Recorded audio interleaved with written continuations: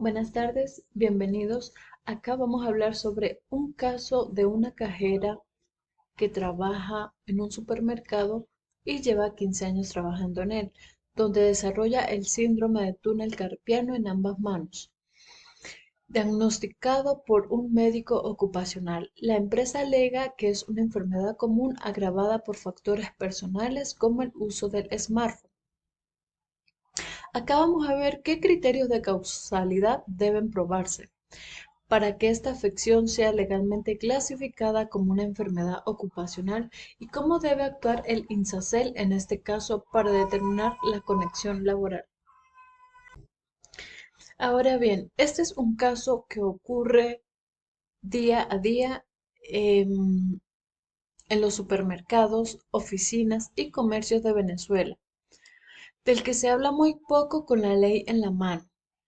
Acá, la cajera del supermercado durante 15 años, día tras día, su rutina es pasar miles de productos por el escáner, teclear códigos y embolsar mercancía, pero ella desde hace unos meses empezó a sentir un hormigueo, dolor y falta de fuerza en ambas manos. Fue al médico y el diagnóstico es claro. Presenta síndrome del túnel carpiano bilateral en ambas manos. Cuando María lleva el diagnóstico a su empresa, la respuesta de su jefe es que no es culpa del trabajo, sino es una enfermedad común porque usa mucho el teléfono inteligente.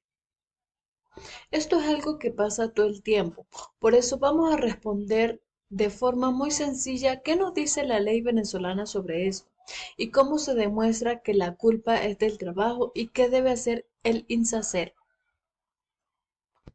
Y para ello vamos a conocer qué es una enfermedad ocupacional según la ley. Para empezar, la ley que protege a los trabajadores en Venezuela se llama LOXIMAT, la Ley Orgánica de Prevención, Condiciones y Medio Ambiente de Trabajo. En su artículo 70 define que es una enfermedad ocupacional es cualquier daño a la salud que, que dé debido al trabajo o por estar expuesto al ambiente donde está obligado a laborar. Em, por otro lado, la ley dice que si una enfermedad ya está en la lista oficial del INSACEL, que es el Instituto Nacional de Prevención, Salud y Seguridad Laborales, se presume que es del trabajo y adivinen qué. El especialista nos recuerda que el síndrome del túnel carpiano es una de las lesiones musculoesqueléticas más frecuentes en Venezuela, representando junto a otras similares casi el 90% de los reportes. Esta enfermedad afecta a las secretarias, costureras y por supuesto a las cajeras por los movimientos repetitivos de la mano y la muñeca. Entonces María ya tiene un tip para que la empresa no pueda excusarse con el teléfono inteligente. Para que el INSACEL dicte un veredicto definitivo, los ingenieros y médicos ocupacionales ellos deben aplicar una norma técnica creada en el 2008 para unificar criterios en todo el país. Acá se evalúan 5 criterios fundamentales, como lo son el criterio clínico, el criterio paraclínico, el criterio higiénico ocupacional, el criterio epidemiológico y antropogénico. En el criterio clínico, acá se revisa el diagnóstico de la cajera. Para pasar al criterio paraclínico, acá se analizan los resultados de laboratorio y estudios de imagen que respaldan que sus nervios están afectados. En el criterio higiénico ocupacional, aquí cae la empresa, es decir, que los ingenieros evalúan la ergonomía del puesto de trabajo, analizan el objeto, los medios y cómo se administra el trabajo, que serían los llamados procesos peligrosos. Si la cajera pasa 8 horas al día haciendo flexiones repetitivas en la muñeca sin pausas activas y, y a una altura incómoda, se demuestra que el puesto es peligroso. Ahora bien, en el criterio epidemiológico, acá se mide la estadística. ¿Es normal que las cajeras sufran de esto? Sí, hay miles de casos documentados en este sector. Y por último, se estudia el criterio antropogénico o de exclusión. Aquí es donde se evalúa lo que le dice la empresa. Es decir, que el médico del INSACEL investiga si el uso del smartphone en su casa es tan exagerado como para causar el daño en las manos. O simplemente es el trabajo de 15 años que fue el detonante principal, ya que lleva 15 años repitiendo el mismo movimiento en el supermercado y es por ello que ante la ley tal causa. Pero ¿cómo actúa el INSACEL en este caso? ¿Cuál es el procedimiento que se debe seguir ahora? En primer lugar, se debe hacer la declaración obligatoria. Una vez que el médico de la empresa o un médico externo diagnostica a la cajera, la empresa tiene la obligación estricta de declarar la enfermedad ante el INSACEL en un lapso de 24 horas. Y si la empresa se niega porque dice que es por el teléfono, en el artículo 74 de la ley dice que la propia cajera o sus familiares o el sindicato pueden hacer la notificación directamente. Después los inspectores y profesionales acreditados del INSACEL visitarán al supermercado, hablarán con los delegados de prevención, que son esos compañeros elegidos para vigilar la seguridad, y revisarán las condiciones reales de la caja donde trabaja la cajera. Y el tercer paso es que el INSACEL emitirá un informe final donde califica el origen de la enfermedad. Este informe es un documento público. Si determina que es laboral, la empresa no puede apelar con simples opiniones, tendrá que asumir su responsabilidad. Pero en teoría, la declaración de la enfermedad debe hacerse inmediatamente.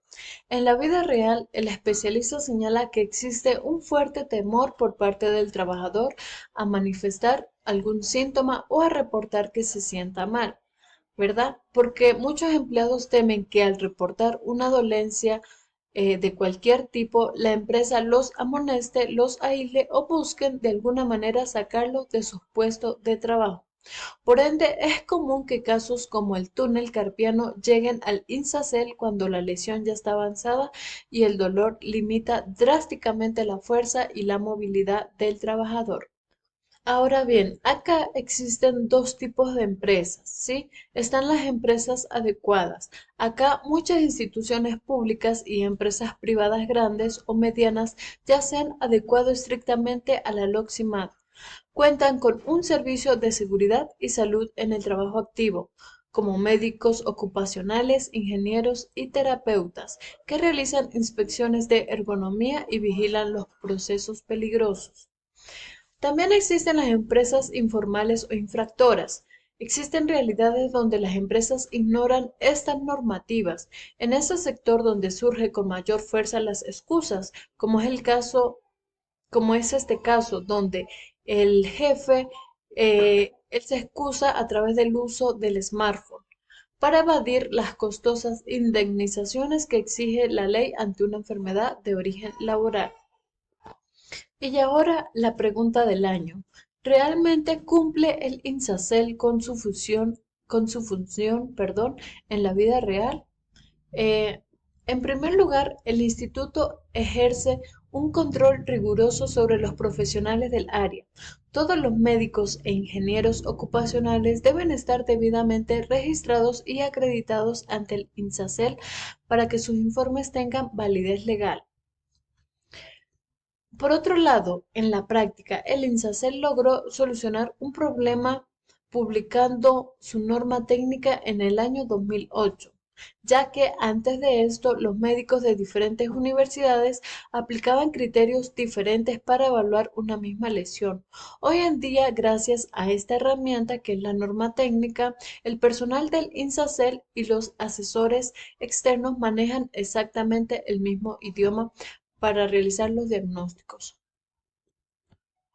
Cabe destacar que aunque el INSACEL visita las empresas y verifica el cumplimiento de las condiciones de salud, en la vida real la institución puede sufrir de retrasos burocráticos y esto se debe al alto volumen de demandas, las limitaciones del personal o recursos para cubrir todas las fiscalizaciones con velocidad que los afectados desearían.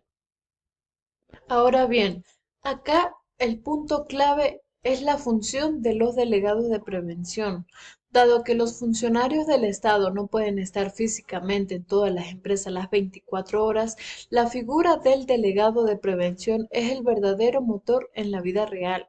Estos trabajadores, elegidos democráticamente por sus propios compañeros, se convierten en los ojos del INSACEL dentro del establecimiento y son ellos quienes conceden de primera mano los dolores de la cajera, las fallas ergonómicas de la caja y quienes terminan presionando tanto al comité como al propio instituto para que se inspeccione el lugar del trabajo.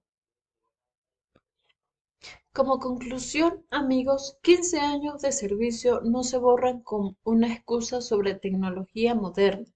La ley venezolana protege a los trabajadores como a la cajera a través de su presunción legal y de evaluaciones científicas del puesto de trabajo.